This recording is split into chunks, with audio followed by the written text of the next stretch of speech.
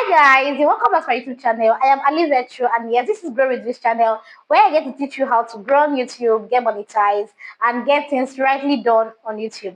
In today's video, I'll be talking about 4 faceless channels that are now going to be allowed on YouTube.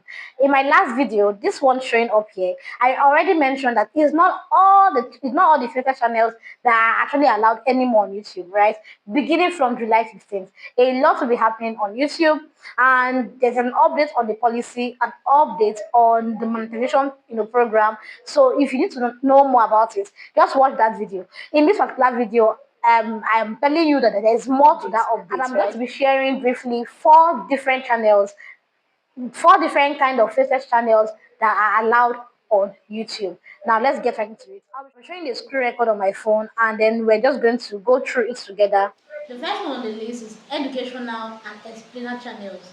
You should be well researched. It should be original scripts. It should have high quality visuals, e.g., animations, whiteboard videos, screen recordings. What does this mean?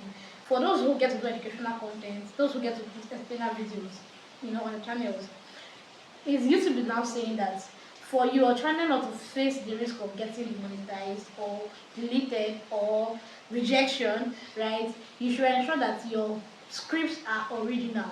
The educational video you're putting out there should be original. Educational video like what I am doing now, showing you, talking to you and telling you, maybe I cannot use my face. I can decide to teach you how to use CapCut, and I'm not using my face. I'm just showing you a clip of how I'm using CapCut. That video should be authentic. It should be original. It should be my voiceover. It is advisable to do your voice so that it is further portrayed that it is an original content. It is authentic. I did not lift up anywhere. For you to be able to do an additional video well, ensure that you do not use low quality videos, right? Don't use low quality videos. Don't go and take a screenshot that is not appropriate, or a screenshot that is not clear, or a screenshot or a screen record that is not clear. It's no longer allowed on YouTube beginning from July 15th. Now, the second one on our list is storytelling and narration channels. Original stories or scripts, voiceovers with good editing and pacing. Now, for those who are into storytelling, folklore storytelling channels, those who tell Bible stories, who do book reading stories, and all of those, you are still safe, right? You are safe on the channel, but you should ensure that it's authentic and original. The script should be your own. Even if you want to use AI to generate it, ensure that you don't just plagiarize. Ensure that you go ahead and twerk and add your own originality. Give it a touch of originality. That is what YouTube is trying to say. Anything that is not original and is not authentic is no longer allowed on YouTube. So don't expose the channel to getting what's it called, demonetization, or getting deleted from YouTube forever. Just go ahead and ensure that the stories you tell using AI app and all those things that you use to do your this is authentic. The idea is your own. If possible, get to use your own voice, to narrate the stories so that you are safe on your channel. Now, the next one is faceless tutorials or how-to channels. For instance, my second channel is a DIY channel where I get to teach how to make Ankara accessories, how to make fashion accessories, right? And most of those times when I'm doing those DIY, I don't get to show my face. I just show my hands. It is still very much allowed on YouTube, but it's now saying that I have to ensure that while I'm showing the process, I am giving out value. Like, I'm not doing a copy and pasting. I am being authentic. I'm recording real time. I'm recording real process, right? I'm not. It's even advisable that you use your own voicing as well, so that it's authentic. Don't go and use a music that has copyright, because you will still get to face, some challenges. And ensure that you're using the right music, preferably your own voice. Now, the last one on the list is commentary or analysis channel. Original thoughts on news, pop culture, and trends. Even if AI voices or visuals are used, it is most it must include original commentary. Now, I have a friend who has a football channel, and on his football channel he gets to leave reviews about a match that has been played, right? He goes on to get recordings, goes on to get clips, and then he compiles them together and ensure that he uses his own voice to do the commentary for that match. He goes to talk about what he observed during the match, what he expected during the match, and what he thinks should have been what it should be. Do you get? So videos like that, ensure that your commentary is authentic, it is original. Even if you get to use AI to generate the voice, let it still be that the script is your own.